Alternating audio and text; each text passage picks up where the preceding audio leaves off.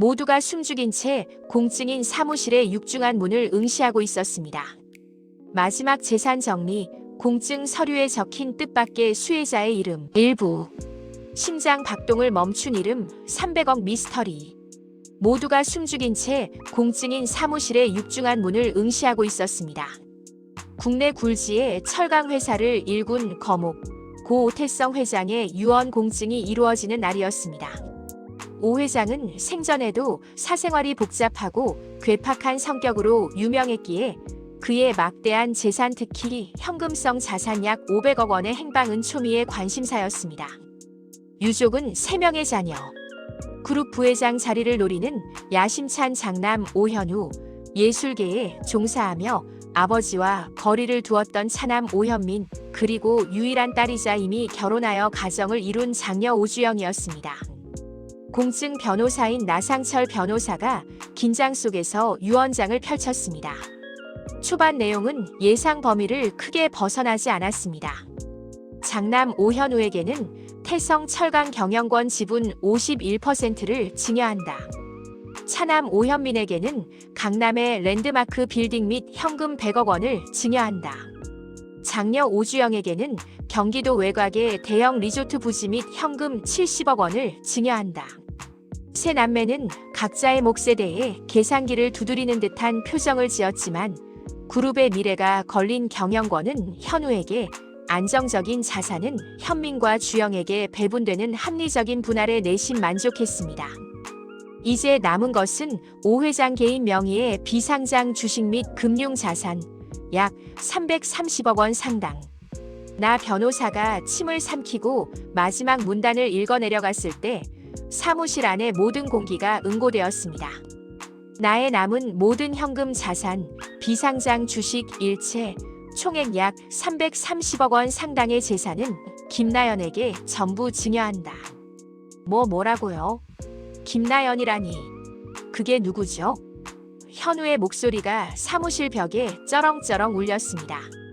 현민과 주영 역시 눈을 크게 뜬 채 서로를 마주봤습니다. 김나연. 20살이 넘는 세월 동안 오 회장의 곁을 지켰던 비서실장도, 가문의 족보를 달달 외우는 종친회장도 그 누구도 이 이름을 들어본 적이 없었습니다. 변호사님, 이 유언이 확실합니까? 아버님이 어떤 분과 공증을 진행하신 겁니까? 현우가 테이블을 치며 물었습니다. 나 변호사는 땀을 닦으며 침착하게 답했습니다. 고인께서는 김나연 씨의 주민등록번호와 주소지를 명확히 제시하셨고 신분 확인 절차를 거쳐 법적으로 유효하게 공증되었습니다. 고인은 그녀를 내 생에 가장 미안한 사람이라고 지칭하셨습니다. 330억 원. 그룹의 경영권을 제외하면 가장 큰 현금 자산이 생판 모르는 낯선 이름에 넘어간 것입니다. 그날 오 회장의 유언은 단순한 상속 분쟁을 넘어 한 재벌 가문에 던져진 미스터리 스릴러의 서막이었습니다. 2부. 정체를 밝혀라. 분노와 의혹의 330억 추적전. 오 회장 3남매는 즉시 유언 무효 확인 소송을 제기했습니다. 그들에게 김나연은 아버지의 마지막 재산을 노린 정체불명의 사기꾼이거나 아버지의 노망을 틈타 재산을 빼돌린 검은 그림자일 뿐이었습니다. 김나연의 프로필. 3남매가 고용한 국내 최고의 법률팀과 사설탐정이 김나연의 정체를 파헤치기 시작했습니다. 신상정보. 김나연 30세. 현재 서울 외곽의 오래된 단독주택에 거주하며 동네의 작은 미술학원에서 강사로 일하고 있었습니다. 재산 상태. 그녀는 거의 무일푼에 가까웠습니다. 은행 잔고는 늘 바닥이었고 타고 다니는 경차도 10년이 넘은 구형이었습니다. 오 회장과의 접점 탐정들은 오 회장의 최근 10년간의 모든 CCTV 기록, 통화 내역, 카드 사용 기록을 샅샅이 뒤졌습니다. 오 회장이 김나연을 직접 만난 기록은 단 한 번도 없었습니다. 심지어 전화통화나 문자 메시지 기록조차 발견되지 않았습니다. 두 사람은 마치 서로 다른 차원에 사는 사람처럼 보였습니다. 현우는 분통을 터뜨렸습니다. 만난 적도 없고 연락한 적도 없다. 그런데 330억 원을 통째로 넘겼다. 이건 명백한 대리 상속이나 공증 사기입니다. 그 여자 뒤에 누가 있는지 밝혀내야 합니다. 나 변호사의 수상한 증언. 나상철 변호사는 법정에서 증언대에 섰습니다. 고인은 김나연 씨를 언급하며 내 인생의 가장 큰 죄책감이라고 표현하셨습니다. 공증 당시의 고인은 전혀 치매 증상이나 판단 능력 저하를 보이지 않으셨으며 오히려 이 유언이 자신의 마지막 숙제라고 말씀하시며 눈물까지 보이셨습니다. 죄책감이라니요? 저희 가족에게는 평생 고통만 안겨준 분이 무슨 죄책감을 느꼈다는 겁니까? 주영이 날카롭게 반문했습니다. 나 변호사는 덧붙였습니다. 고인은 유언장에 김나연 씨에게 주는 재산에 대해 25년 전 나의 탐욕으로 인해 파괴된 한 가족에 대한 속죄의 대가라는 문구를 명시하기를 원하셨습니다. 제가 법적 문제를 우려하여 이 문구는 서류상에 넣지 않았지만 고인의 의사는 확고했습니다. 25년 전의 죄책감. 3남매는 아버지의 과거를 되짚기 시작했습니다. 25년 전은 오 회장이 태성철강을 지금의 거대 그룹으로 키워내기 위해 철강 산업 인수 전쟁을 벌이던 가장 치열했던 시기였습니다. 현미는 직감했습니다. 이 김나연이라는 인물은 단순한 사기꾼이 아니라 아버지의 과거의 어두운 비밀과 연결된 피해자일 가능성이 높다는 것을.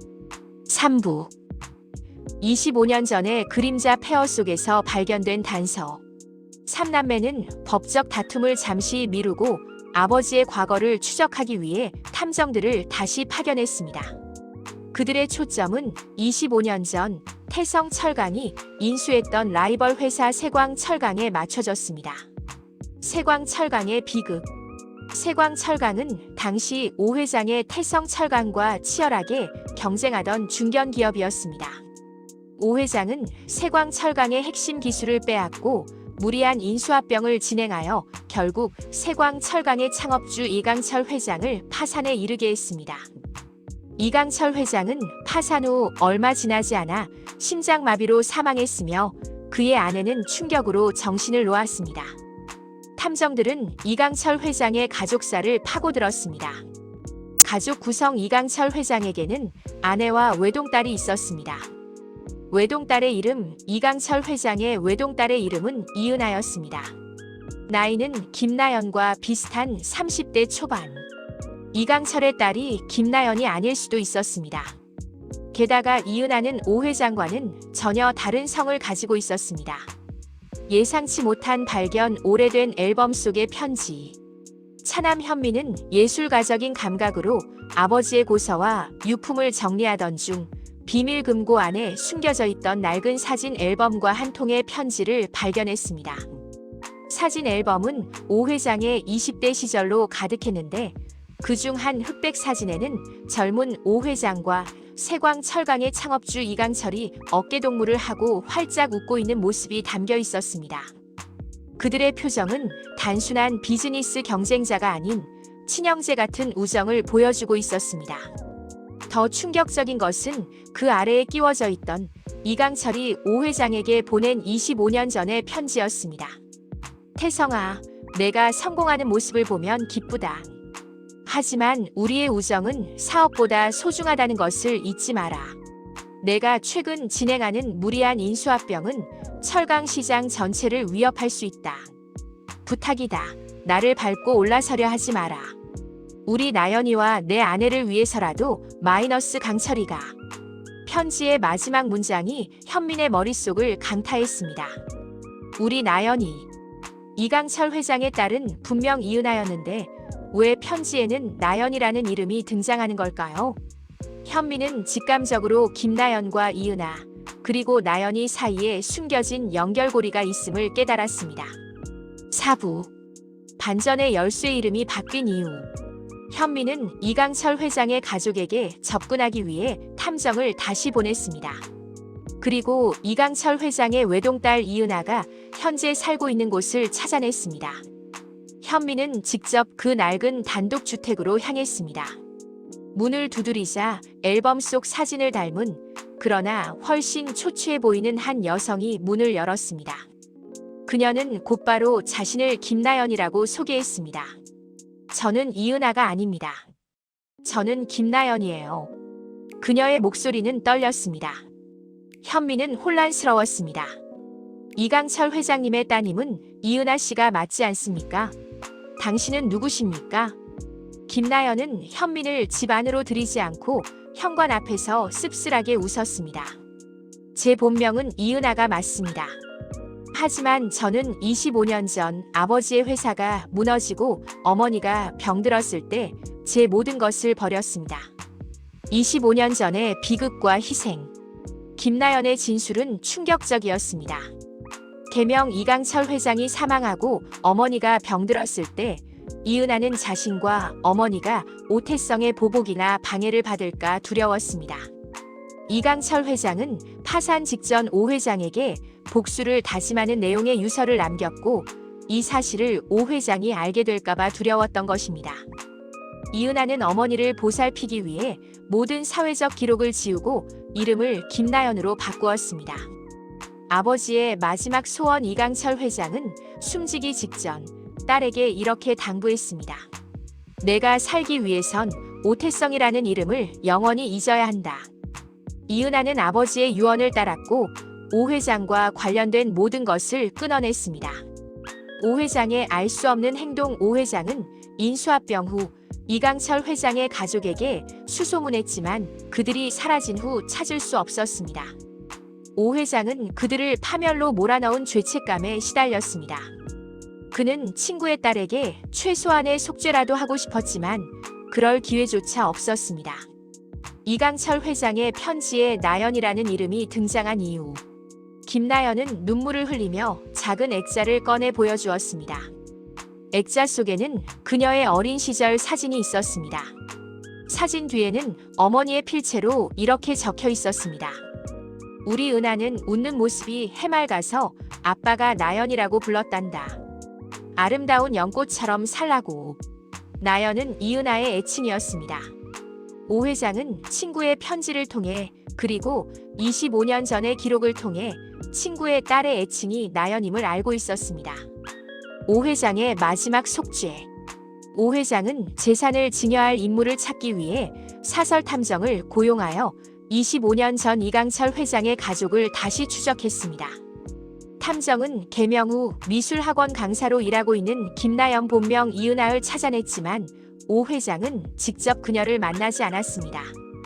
오 회장이 직접 그녀를 만나지 않은 이유가 바로 죄책감 때문이었습니다. 그는 친구의 딸에게 직접 면목이 없었고 자신이 그녀에게 준 고통을 돈으로 보상하려 한다는 비난을 받을까 두려워했습니다. 그래서 그는 유언장에 그녀의 개명한 이름을 적었습니다. 자신의 죄를 속죄하는 익명의 기부처럼 보이게 하기 위해서였습니다.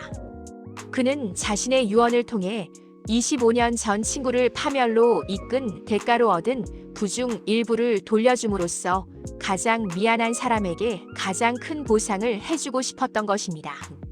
5부.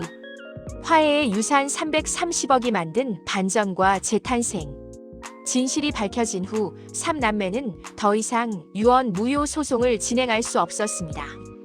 그들은 아버지의 무서운 성공 뒤에 숨겨진 끔찍한 죄책감과 친구에 대한 미안함을 비로소 이해했습니다.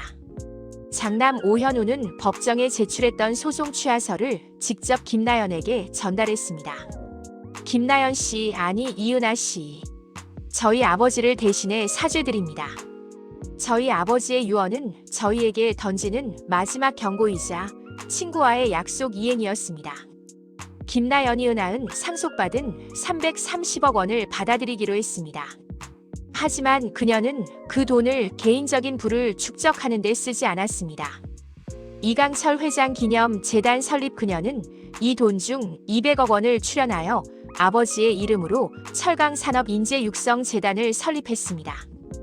이 재단은 중소기업의 기술 혁신과 젊은 엔지니어 육성에 집중함으로써 오 회장이 파괴했던 건전한 경쟁의 정신을 되살리는 데 목표를 두었습니다. 오 회장 가족과의 화해에 김나연은 재단의 설립 이사로 오현민을 초대했습니다. 현미는 예술가적인 감각으로 재단의 공익적 이미지를 구축하는 데 기여했습니다. 주영 역시 재단의 운영 자문으로 참여하며 아버지의 유산을 긍정적인 방향으로 승화시키는 데 동참했습니다. 새로운 삶 그녀는 재단 이사장으로서 아버지와 오 회장이 원했던 아름다운 연꽃처럼 고통 속에서 피어난 희망의 상징이 되었습니다. 그녀는 오 회장의 죄책감을 상속받았지만 동시에 그 죄책감을 세상에 긍정적인 영향을 미치는 유산으로 바꿔놓았습니다. 오태성 회장의 마지막 유언은 가족들에게 큰 충격과 분노를 안겼지만 결국은 가족의 화해와 과거에 대한 속죄 그리고 친구와의 숭고한 의리라는 가장 값진 유산을 남겼습니다. 330억 원은 단순한 돈이 아닌 25년 동안 묵혀왔던 인생의 채무를 청산하는 영수증이었습니다.